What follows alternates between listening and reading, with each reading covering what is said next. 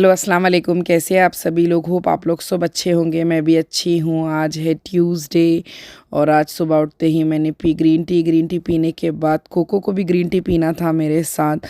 बच्चे थोड़ा लेट सो रहे हैं, ज़ियाबू और आयज़ा, तो इसलिए ज़ियाबू और आयज़ा थोड़ा लेट उठ रहे हैं। फिर हमने आज नाश्ते में मेथी की भाजी और चपाती खाई थी, जिसका वीडियो मैं शूट नहीं कर पाई। फिर मैंने लंच की तैयारी शुरू की।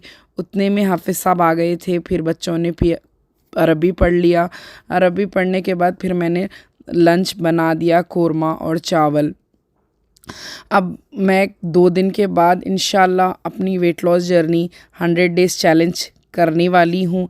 इसीलिए मैंने सोचा कि थोड़ा पहले से थोड़ी वॉकिंग, क्योंकि बॉडी को रेडी कर रही हूँ मैं, क्योंकि मैं बहुत टाइम हो गया वॉकिंग जिम छोड़ के। मैं पहले वॉकिंग जिम दोनों भी जाती थी, लेकिन अम्मी का इंतकाल होने के बाद मैंने सब छोड़ दिया, क्योंकि मेरा दिल ही नहीं लग रहा था वो सारे चीज़ों में, जिम वॉकिंग, इसलिए मैंने सब छोड़ दिया था।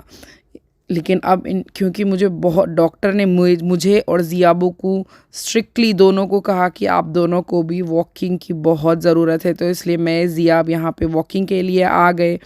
यहाँ एक पब्लिक ग्राउंड है, इसमें पब्लिक जिम भी है, जहाँ पे ज़ियाबू सारे जिम के इक्विपमेंट्स ट्राई कर रहे थे। ये पब्लिक जिम है।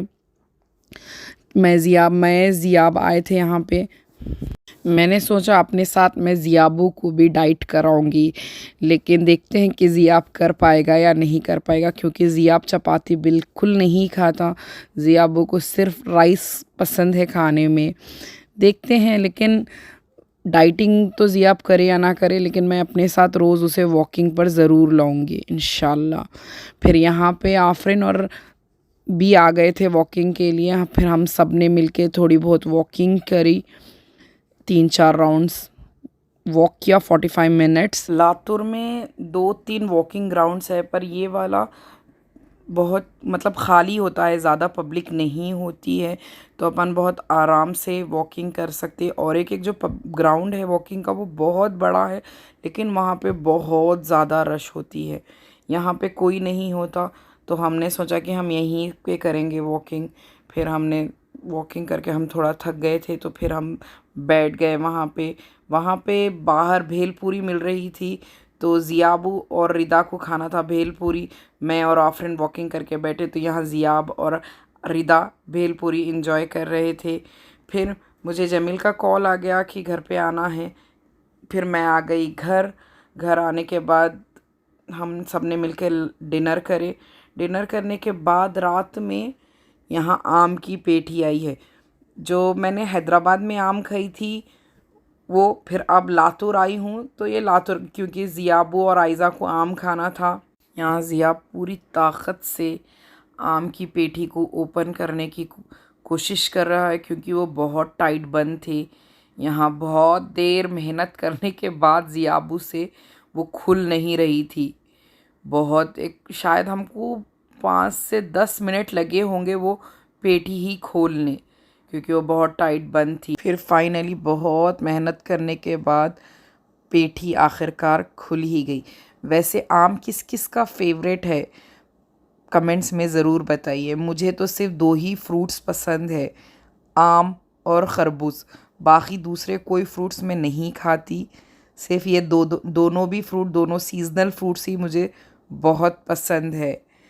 और किस किस का आम फेवरेट है, कमेंट्स में ज़रूर बताइए। और ज़ियाबू को भी पूरे फ्रूट्स में आम ही बहुत पसंद, मेरे जैसा।